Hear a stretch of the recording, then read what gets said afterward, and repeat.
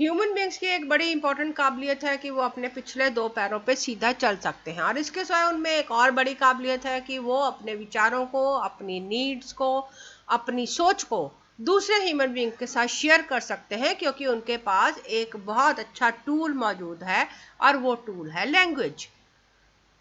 Language के साथ एक और अच्छी बात जुड़ी हुई है कि लैंग्वेज सीखने की क्षमता बच्चों में ज़्यादा होती है एज कंपेयर टू अडल्ट। हालांकि अडल्टहुड में भी हम कई लैंग्वेजेस को सीख पाते हैं, लेकिन बच्चे नेटिव लैंग्वेज को बड़ी आसानी से सीख लेते हैं।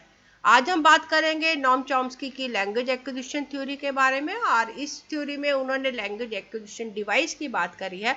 तो ये भी जानेंगे कि ये लैंग्वेज एक्विजिशन डिवाइस क्या है।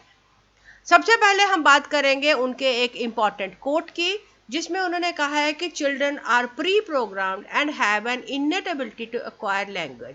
यानी बच्चों में जो लैंग्वेज सीखने के लिए जो भी चीज़ की ज़रूरत है, जिस भी प्रोग्राम की ज़रूरत है, सॉफ्टवेयर की ज़रूरत है, वो उनमें पहले से मौजूद है, यानी वो प्री प्रोग्राम्ड है। और ये एबिलिटी यानी क्षमता, सीखने की क्षमता भी उनमें जन्म से ही प्रेजेंट होती है। The infant and young child needs appropriate language models. ज़रूरत क्या है कि उनको एक अच्छा लैंग्वेज मॉडल मिले, यानी वो अपने आसपास देखें कि किस तरह से लैंग्वेज को इस्तेमाल किया जा रहा है। एंड कांस्टेंट फीडबैक, और अगर बच्चे कोई गलती करें तो ये भी उनको पता चले कि वो कहाँ गलत कर रहे हैं, कहाँ सही कर रहे हैं। तो अगर कांस्टेंट फीडबैक मिलता है और अच्छा लैंग्वेज मॉडल मिलता है और काबिलियत उनमें पहले से मौजूद है, सीखने के लिए जिस चीज़ की ज़रूरत है वो उनके पास पहले से है, then they can attempt to communicate better. यानी चॉम्स्की की थ्योरी क्या कहती है? चॉम्स्की की थ्योरी के अनुसार 4 चीज़ें इंपॉर्टेंट हैं। फर्स्ट, कि लैंग्वेज सीखने के लिए जो भी हार्डवेयर या सॉफ्टवेयर की ज़रूरत है वो बच्चे में पहले से प्रेजेंट है। उसको सीखने के लिए जो क्षमता चाहिए वो भी उसमें जन्म से प्रेजेंट है। अगर उसको लैंग्वेज मॉडल अच्छे मिले और कांस्टेंट फीडबैक मिले तो वो ज़्यादा आसानी से अच्छा कम्युनिकेट करना सीख सकता है। लैंग्वेज लर्निंग की कई सारी थ्योरीज आपको मिलेंगे, लगभग 10-11 थ्योरीज हैं जो कि लैंग्वेज कैसे सीखी जा सकती है उसके बारे में आपको जानकारी देते हैं। इन थ्योरीज को हम 3 भागों में बांट सकते हैं: एनवायरमेंटल थ्योरीज, नेटिविस्ट थ्योरी और social interaction theories. Environmental theories यानी वो थ्योरीज जो कि बिहेवियर के मॉड्यूलेशन पे ज़्यादा जोर देती हैं। तो बिहेवियरिस्ट थ्योरीज जो हैं they are related to environmental theories, कि हम अपने आसपास के इन्वायरमेंट में अपने बिहेवियर को कैसे मॉड्यूलेट करते हैं। दूसरा है नेटिविस्ट थ्योरी। नेटिव्स होते हैं किसी भी जगह पे रहने वाले बाशिंदे, उस जगह में रहने वाले लोग। नेटिव लैंग्वेज होती है जिसको आमतौर पे हम फर्स्ट लैंग्वेज बोलते हैं, जो हमारी मातृभाषा होती है। तो नेटिविस्ट थ्योरी एक्सप्लेन करती है कि हम अपनी मातृभाषा को या हमारी फर्स्ट लैंग्वेज जो है उसको हम इतनी आसानी से कैसे सीख लेते हैं। तीसरा है सोशल इंटरेक्शन थ्योरी। लैंग्वेजेस के बारे में बहुत ये बोला जाता है कि लैंग्वेज को जितना हम यूज़ करेंगे, जितना हम सोशली इंटरेक्ट करेंगे, उतनी आसानी से हम लैंग्वेजेस को सीख सकते हैं। तो ये तीनों तरह की जो थ्योरीज हैं ये हमें लैंग्वेज लर्निंग के बारे में काफ़ी इंफॉर्मेशन देती हैं। इसमें सबसे पहले हम बात करते हैं स्किनर की थ्योरी की। स्किनर की जो थ्योरी है दैट वाज प्रपोज्ड इन 1957। ये इन्वायरमेंटल थ्योरी है क्योंकि स्किनर बिहेवियरिस्ट थे। उन्होंने एक लर्निंग का एक मॉडल प्रपोज किया था which is called as operant conditioning model. तो उन्होंने ऑपरेंट कंडीशनिंग मॉडल में क्या मेन बात बोली? उन्होंने बोला कि भाई कोई भी चीज़ आप लर्न करना चाहते हैं या आप बिहेवियर में मॉड्यूलेशन चाहते हैं तो उसको रिवार्ड और पनिशमेंट के साथ जोड़ दीजिए।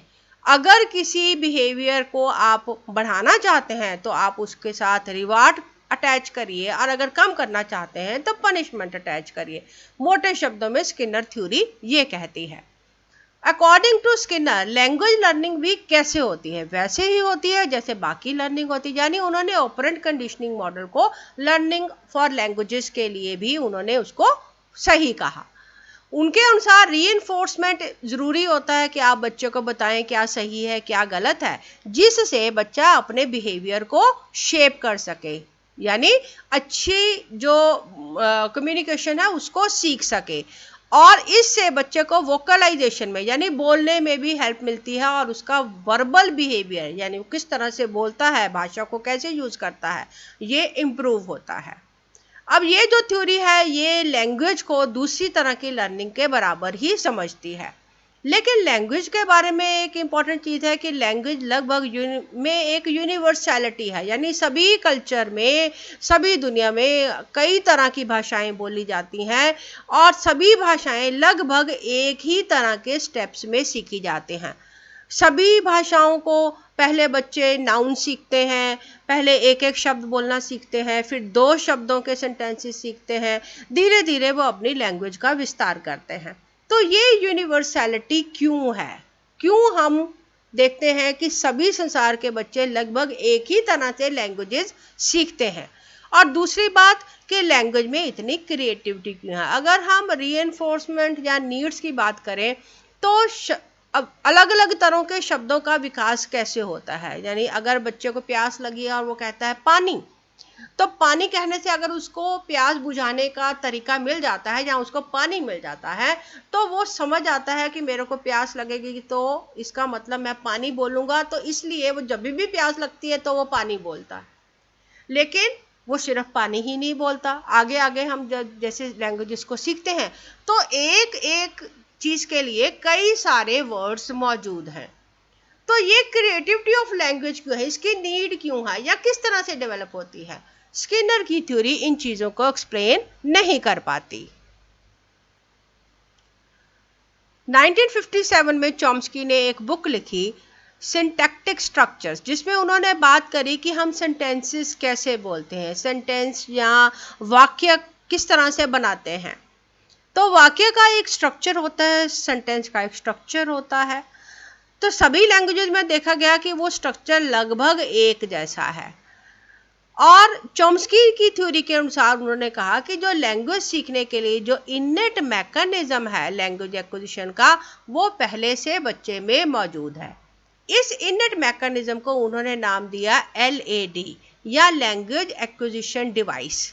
लैंग्वेज एक्विजिशन डिवाइस वो मैकेनिज्म है, वो हार्डवेयर सॉफ्टवेयर है जिससे बच्चे को लैंग्वेज सीखने में आसानी होती है। अगर उसको सिंपली उस इन्वायरमेंट में एक्सपोज किया जाए जिसमें वो लैंग्वेज बोली जा रही है तो LAD उसको उस लैंग्वेज को सीखने में मदद करता है। तो ये थ्योरी हमें ये एक्सप्लेन करती है कि हम किस तरह से सेंटेंस फॉर्मेशन सीखते हैं, पहले एक शब्द वाले, फिर 2 शब्द वाले, फिर और कॉम्प्लेक्स। लेकिन ये थ्योरी सोशल इंटरेक्शन और कम्युनिकेटिव एस्पेक्ट को इग्नोर करती है। यानी आमतौर पे लैंग्वेजेस में हम देखते हैं हम जितना लैंग्वेज को यूज़ करेंगे, जितना हम सोशली उस लैंग्वेज में इंटरेक्ट करेंगे, उतना ज़्यादा हम लैंग्वेज को आसानी से सीख पाते हैं। लेकिन इस विचार को नेटिविस्ट थ्योरी में कोई जगह नहीं मिलती। नेटिविस्ट थ्योरी के अनुसार आप बच्चे को एक्सपोज करेंगे उस एनवायरनमेंट में जिसमें वो लैंग्वेज बोली जा रही है तो वो सीख जाएगा। तीसरी टाइप की थ्योरी है सोशल इंटरेक्शन थ्योरी, जिसके मेन प्रोपोनेंट है ब्रूनर, जिन्होंने 1961 में ये थ्योरी प्रपोज करी।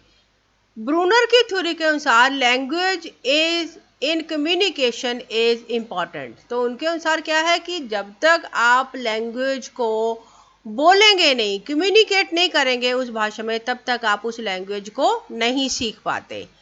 तो ये जो थ्योरी है ये सोशल इंटरेक्शन या कम्युनिकेशन पे ज़्यादा बल देती है।